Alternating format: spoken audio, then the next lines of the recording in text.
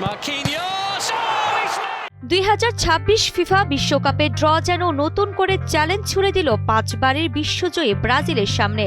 Washington ডিসির Kennedy সেন্টারে আয়োজিত ড্র অনুষ্ঠানে সেলেসাউদের জায়গা হয়েছে কঠিনতম গ্রুপ সিতে, যেখানে তাদের প্রতিপক্ষ হিসেবে রয়েছে মরক্কো, স্কটল্যান্ড ও হাইতি। এই তিনটি দলের সাম্প্রতিক সময়ে আন্তর্জাতিক ফুটবলে নিজেদের উপস্থিতি শক্তভাবে জানান দিয়েছে। বিশ্লেষকদের মতে বিশেষ করে মরক্কোকে সামনে রেখে ব্রাজিলের পথ বেশ কঠিন হয়ে উঠতে পারে। 2022 বিশ্বকাপে মরক্কো যে দুর্দান্ত ফর্মে সেমিফাইনালে পৌঁছেছিল, তাতে তাদের নিয়ে এখন প্রতিটি দলকে বাড়তি প্রস্তুতি নিতে হয়।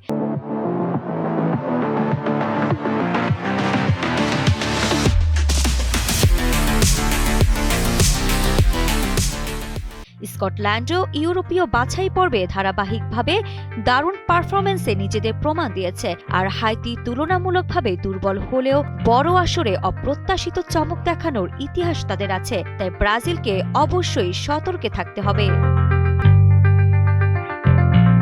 এদিকে 2002 সালের পর থেকে ব্রাজিল আর বিশ্বকাপ জিততে পারেনি। বাছাই পর্বে অনিশ্চিত পারফরমেন্সের পর পঞ্চম হয়ে মূল পর্বে উঠলেও কঠিন গ্রুপ তাদের জন্য বড় চ্যালেঞ্জ তৈরি করেছে।